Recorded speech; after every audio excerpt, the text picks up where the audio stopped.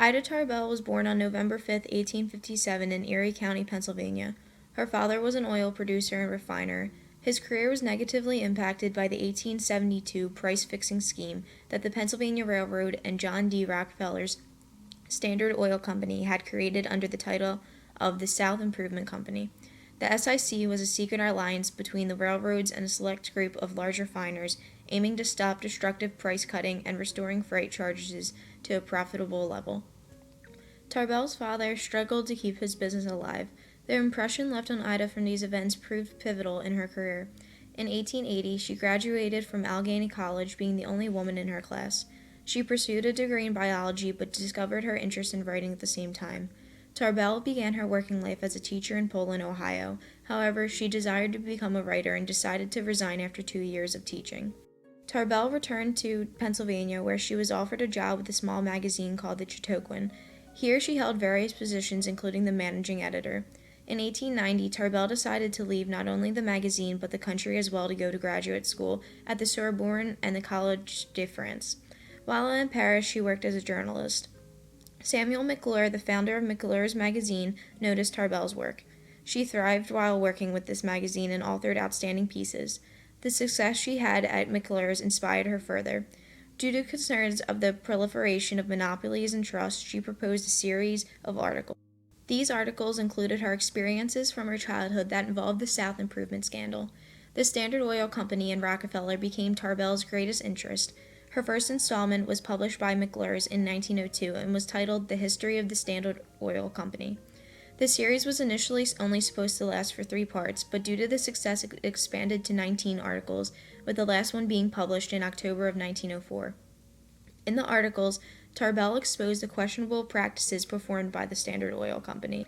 Tarbell's intense studying and observations led to the new style of investigative journalism. This was referred to as muckraking. Muckrakers began to expose corruption in businesses and politics all over. Gained momentum and followers as Americans read the work of writers and journalists who exposed corruption in government and business and described the deplorable life of many working-class Americans. These writers became popularly known as muckrakers, from a character in John Bunyan's Pilgrim's Progress who raked up the mud and muck of the world. Author Upton Sinclair shocked the nation with his graphic description of the filth and appalling working conditions in Chicago meatpacking plants. Theodore Roosevelt brought the term muckrakers to attention. He argued that this group of people was so focused on the evils in society that they had failed to see America's vision. The term became popularized and described anyone who engaged in uncovering scandal and corruption. In 1906, Tarbell left McClure's magazine and proceeded to spend 9 years with the American magazine. Here she became co-owner and co-editor. Later on, Tarbell authored longer compositions titled The Business of Being a Woman and The Ways of Women. With the suffragist movement occurring, Tarbell's traditional conceptions of gender roles were viewed as unusual. Tarbell wrote books on Abraham Lincoln and her autobiography All in Day's Work in 1939. Although her topics were not always controversial, she maintained her connection to politics. She served as a member of the Industrial Conference during Woodrow Wilson's presidency. In January 1944, Ida Tarbell passed away at the age of 86 due to pneumonia. In the year 2000, Tarbell was inducted into the National Women's Hall of Fame and was part of a postal stamp series recognizing women journalists. Tarbell's History of the Standard Oil Company was viewed as one of the most important works of journalism in the 20th century, ranking at number 5 of 100 works. The usage of Standard Oil public records, court testimony, state and federal reports, and the newspaper coverage allowed Tarbell to illustrate the corruptions occurring during this time.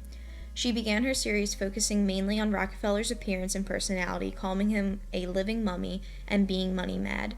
Eventually, the U.S. Supreme Court ruled in 1911 that the Standard Oil Company was violating the Sherman Antitrust Act, after the eyes were focused on every move the company made. Rockefeller refused to discuss the topic of Ida Tarbell with the public, but did call her a poisonous woman. Tarbell became one of the most influential women in the country and embodied the progressive era and its reforming goals.